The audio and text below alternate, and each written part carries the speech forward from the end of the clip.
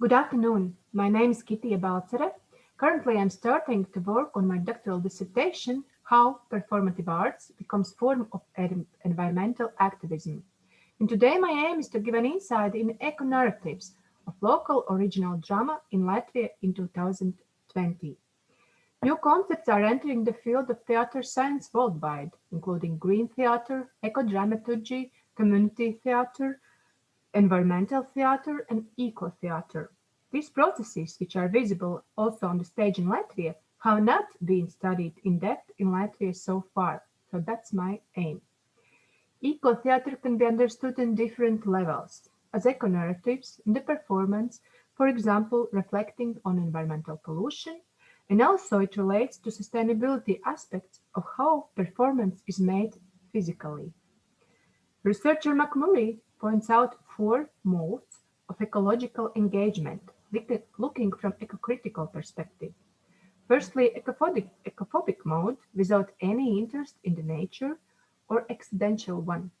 Secondly, ecophatic mode, where nature is a metaphor for human. Thirdly, ecoliterate mode, which represents relationship in between nature and human. And finally, ecophilic mode, which passionately speaks for non-human world.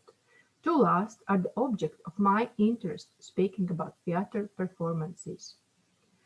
Last year's last year's premieres in Latvia, which reflect on environmental issues, were mainly site-specific theatre cases. These are performances for which environment largely becomes a co-author. Three performances took place outdoors, choosing not to imitate nature, but directly to go into it. One performance was digital, simulating connection to space station, showing the Earth is already collapsed. Two performances took place indoors, highlighting their contrast with nature even more vividly. Theatre has historically been human-centered. While analyzing, I also looked whether the performance is ecocentric or anthropocentric, looking for the shift of mindset in creative themes of these performances. For example, performance "Trees has stopped talking since then". There's direct statement "We are alive" and "Trees are alive". Performance taking place in capital city of Latvia, in Riga, shows forest management issues through the first gardener in Riga in his struggle for every tree 100 years ago and at the same time struggle nowadays in Riga. Performance installation "Resignation" highlights idea that people consume the less while they are sleeping.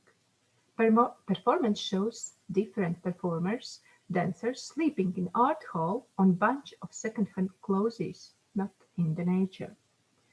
On the other hand, in hiking performance "Forest", taking place in big city park, major parks, the audience is involved in the constant discussion, debate, about the relationship between the forest and man, and forest management, balancing from one side to another. Community performance in Peripheria, from Ceikste till Aiviekste, shows how a person comes to fight with the river, transforming it by doing melioration works, strengthening rivers, and at the same time pointing out dramatic climate changes through weather examples. Features of anthropomorphism also can be seen in several works. Humans presented as objects of the nature, for instance a tree.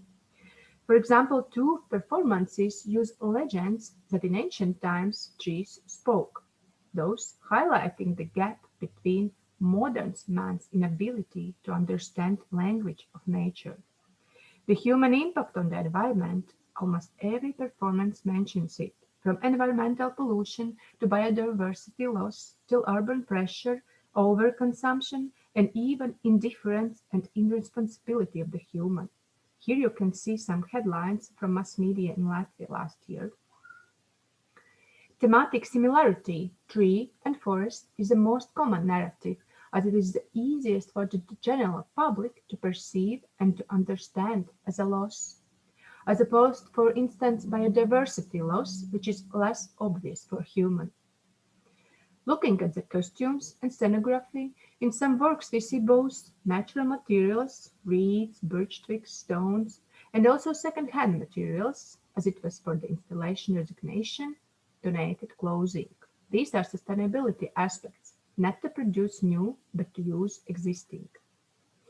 Researcher Stibbe points out that eco-criticism can help to discover new lines of storytelling of environmental issues, while the most vivid stories related to nature are possible when one is physically present there. This approach is also used also in premieres which were analyzed here, taking place outdoors, using as less as possible as for classic scenography solutions. This is the question the performance creator asks audience, what will be left after us?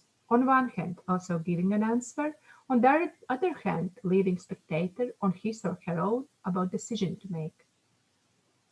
And there's a common message that goes through all the performances. It is confirmation of the longevity of nature, and at the same time, the belief that nature will survive human.